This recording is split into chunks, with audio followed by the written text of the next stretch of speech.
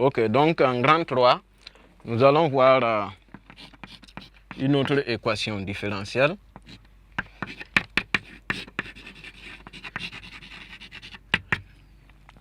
Équation différentielle.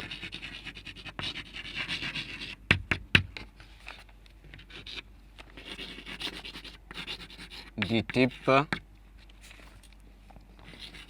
y second plus oméga carré y égale à 0 avec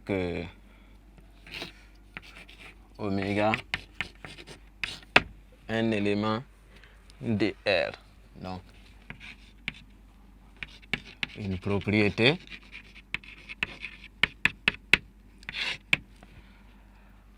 alors, donc ça consiste également à donner la forme de la solution selon la forme de l'équation différentielle.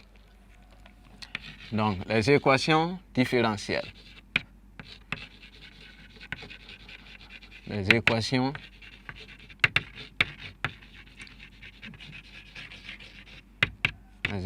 différentielles du type y second plus oméga carré y égale à 0 ont pour solution les fonctions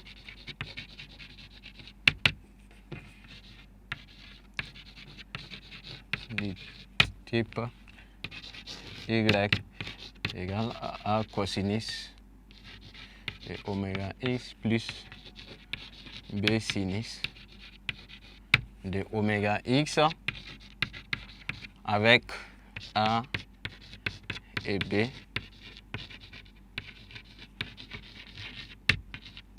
derrière.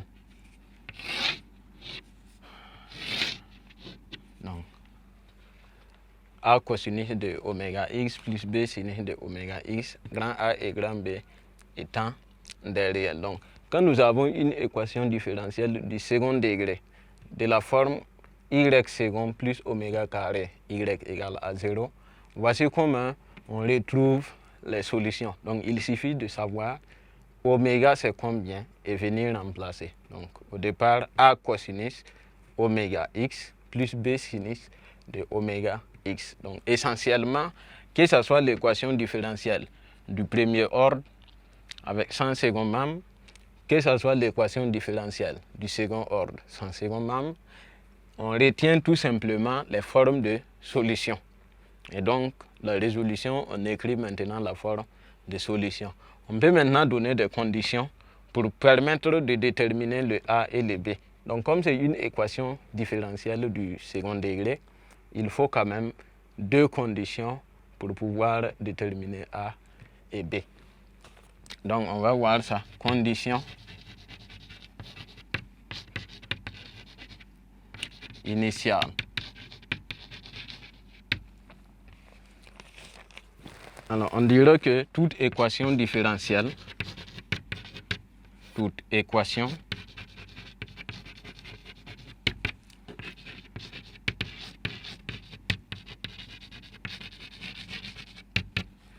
différentielle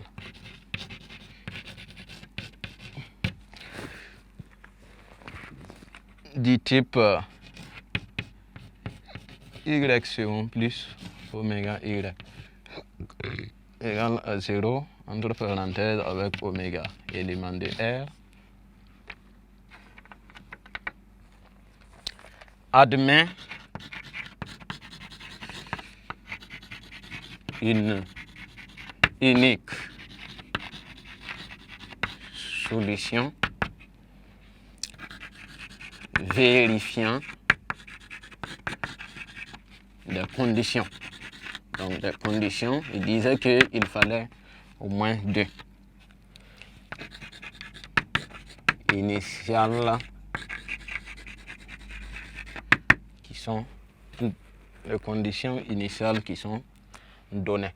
Donc, que ce soit l'équation différentielle du premier ordre, que ce soit l'équation différentielle du second ordre, la formule qu'on vous donne, ça donne un ensemble de solution pour l'équation.